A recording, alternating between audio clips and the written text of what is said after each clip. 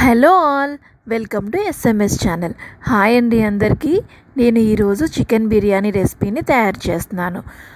ఎన్నిసార్లు తిన్నా కూడా బోర్ కొట్టని రెసిపీ ఏదైనా ఉంది అంటే అది చికెన్ బిర్యానీనే కదండి.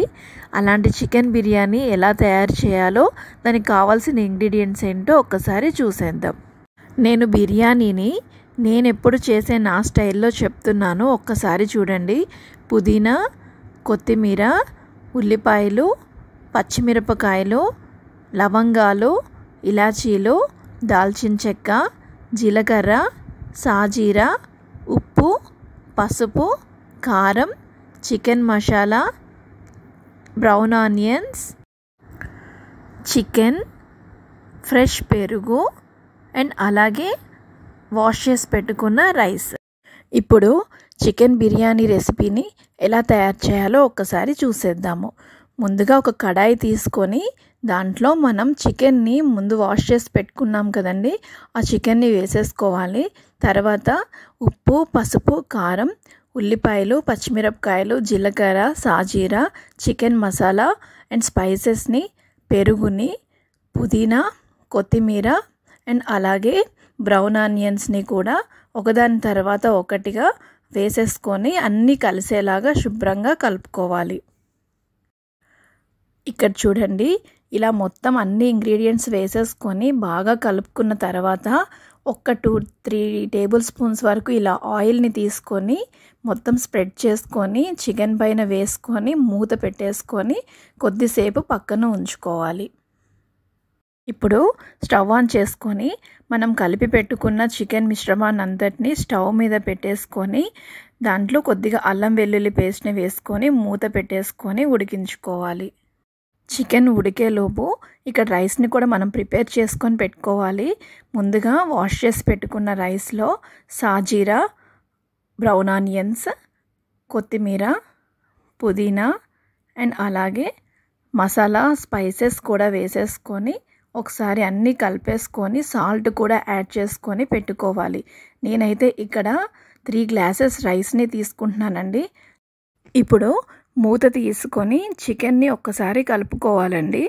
అల్లం వెల్లుల్లి పేస్ట్ గ్రేవీ మొత్తం పట్టేంతలాగా ఒకసారి మొత్తాన్ని కలుపుకొని దీని లోపల ఉన్న వాటర్ మొత్తం ఇంకిపోయి ఆల్మోస్ట్ 80% కుక్ అయ్యేంత వరకు కూడా ఉడికించుకోవాలండి. ఇక్కడ చూడండి, చికెన్ ఈ విధంగా కుక్ అయితే చాలండి. 70% కుక్ అయిన తర్వాత ఇప్పుడు మనం దాన్ని సిమ్లో పెట్టేసుకొని రైస్ని కూడా స్టవ్ మీద పెట్టుకొని ఆన్ చేసుకోవాలి. అలాగే సాల్ట్ సరిపోయిందో లేదో ఒకసారి చెక్ చేసుకొని ఒక 10 to 15 మినిట్స్ పాటు ఉడికించుకోవాలి.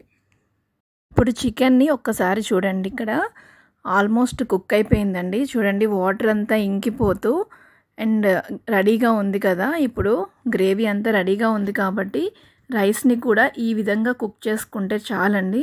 ఒకసారి చూడండి, ఇక్కడ నేను చూపిస్తాను. రైస్ని ఇలా మనం పట్టుకొని ప్రెస్ చేస్తే ఒక 3 పీసెస్ లాగా విరిగినట్టుగా వస్తే చాలు. ఇది ఆల్మోస్ట్ కుక్ అయినట్టే. ఇప్పుడు దీన్ని చికెన్ గ్రేవీలోకి షిఫ్ట్ చేసుకోవాలి. ఇలా రైస్ మొత్తాన్ని జల్లెడ గరిటె లాంటిది ఉంటే దాంతో వాటర్ని మొత్తం తీసేస్తూ చికెన్ గ్రేవీ మీద మొత్తాన్ని రైస్ని వేసేసుకోవాలి. దానిపైన ఇప్పుడు మనం ముందుగా కట్ చేసి పెట్టుకున్న కొత్తిమీర, పుదీనా, బ్రౌన్ ఆనియన్స్ అండ్ అలాగే చికెన్ మసాలా పౌడర్ని కూడా వేసుకోవాలి. మనకి కొద్దిగా కలర్ఫుల్గా కనిపించడం కోసం కుంకుమ పువ్వుని 1 టీ స్పూన్ మిల్క్లో వేసేసుకొని పక్కన పెట్టుకోవాలి. ఇప్పుడు దాన్ని ఫైనల్గా ఈ బిర్యానీ మొత్తం మీద వేసేసుకొని అలాగే 1 స్పూన్ నెయ్యి వరకు వేసుకొని ఒక 10 మినిట్స్ పాటు మీడియం ఫ్లేమ్లో ఉడికించుకోవాలి. ఇక్కడ చూడండి, 10 మినిట్స్ తర్వాత బిర్యానీ ఫైనల్గా రెడీ అయిపోయిందండి. మంచి ఫ్లేవర్తో మంచి స్మెల్ వస్తూ రైస్ కూడా చాలా పొడి పొడిగా ఎంతో చూడటానికి చక్కగా ఉంది కదా, కలర్ఫుల్గా. ఈ స్మెల్కి మా పిల్లలైతే నన్ను వీడియో కూడా సరిగ్గా తీసుకొని ఇవ్వట్లేదండి.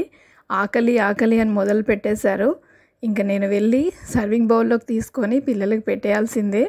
చూశారు కదా, మీకు నచ్చితే తప్పకుండా ట్రై చేయండి.